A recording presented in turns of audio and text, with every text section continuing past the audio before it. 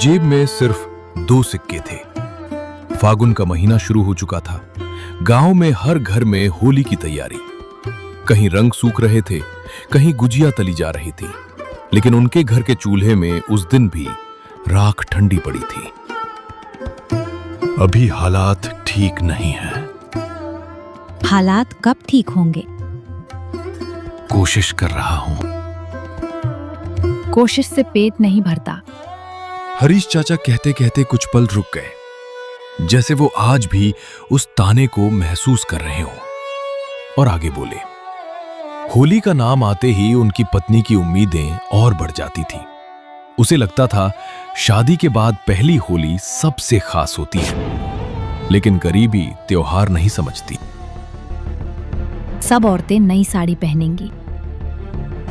मैं कोशिश करूंगा। और मैं क्या पहनूंगी? कुछ न कुछ इंतजाम होगा। कब? ढाबे में बैठे लोग अब पूरी तरह कहानी में डूब चुके थे। बाहर हवा फिर चलने लगी। हरीश चाचा की आंखों में हल्की नमी थी। उन्होंने धीमे कहा, उस दिन पहली बार लगा गरीबी सिर्फ पेट नहीं जलाती, रिश्ते भी जला देती है। और उन्होंने अगला वाक्य बोलने से पहले गहरी सांस ली। फिर आई वो होली की रात जिसने सब बदल दिया। ढाबे की आग अब धीमी जल रही थी। लकड़ी की लाल चिंगारियां जैसे कहानी के दर्द को और गहरा कर रही थी। हरीश चाचा की आवाज भारी हो गई। उन्होंने बताया, वो दिन ऐसे थे जब 2 वक्त की रोटी भी तय नहीं होती थी। काम कभी मिलता कभी नहीं, और हर शाम घर लौटते वक्त दिल में डर होता, आज फिर क्या सुनना पड़ेगा। उनकी पत्नी उनकी मजबूरी समझ नहीं पा रही थी। उसे लगता था कि हरीश कोशिश नहीं कर रहा, जबकि हकीकत ये थी वो टूट कर भी कोशिश कर रहा था। लेकिन चाहत और जरूरत का फर्क जब कोई नहीं समझता, तब रिश्ते सबसे पहले टूटते हैं। कब तक ऐसे चलेगा हरीश? ना कपड़ा, ना खाना, ना त्योहार। मैं कोशिश कर रहा हूं। मुझे कोशिश नहीं, पैसा चाहिए।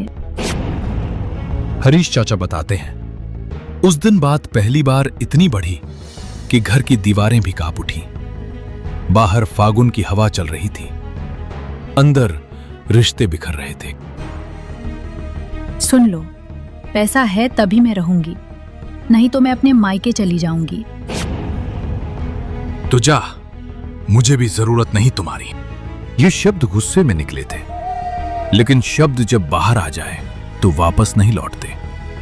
उस पल दोनों की आंखों में आंसू थे, पर अहंकार उनसे बड़ा था। गरीबी से ज्यादा खतरनाक कभी कभी मैं होता है। कोई बात हुई? आज पैसा नहीं है तो घर छोड़ने की बात?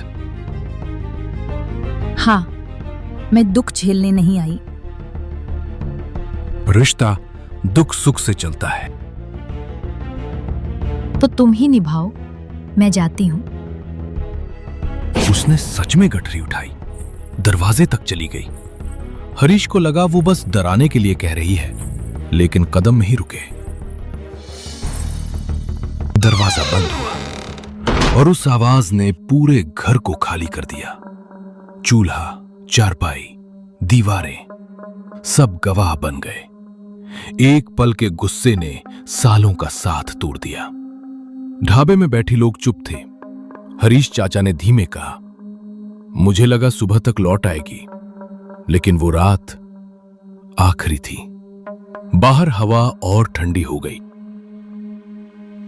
उस रात नींद नहीं आई।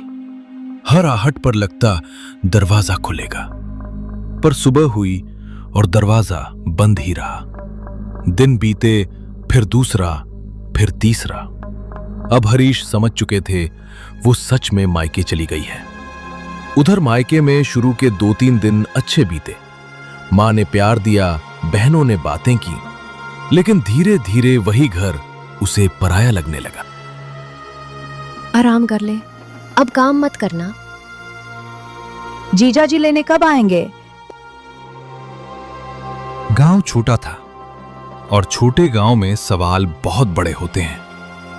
जो भी मिलता पूछ बैठता। उसके चेहरे की मुस्कान धीरे धीरे खत्म होने लगी। अब उसे हर आवाज ताने जैसी लगती। अरे बहू, अभी तक यहीं हो? ससुराल नहीं जाना क्या?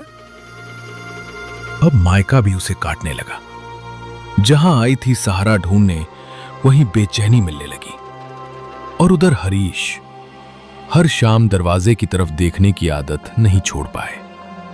चाचा ने धीमे कहा, तब समझ आया अकेलापन तानों से ज्यादा दर्द देता है।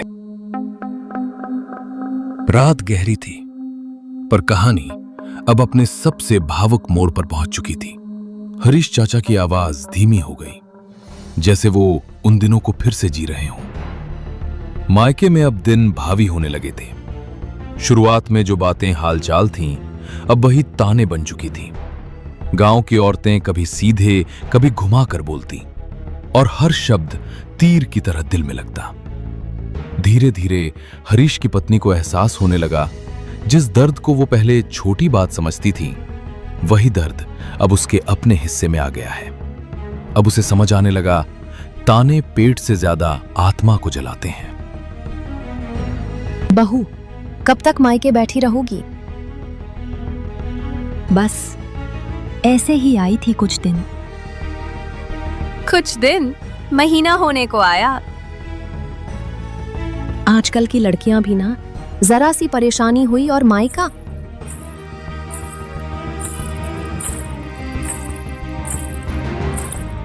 बेटी, पति का घर ही असली घर होता है।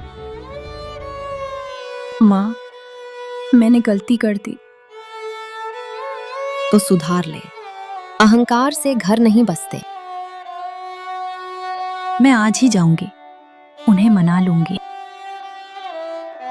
उसने पहली बार सिर झुकाकर अपनी गलती स्वीकार की और उसी रात साड़ी का पल्लू संभालकर दरवाजे से बाहर निकल गई। आसमान में हल्की चांदनी थी, फागुन की हवा चल रही थी।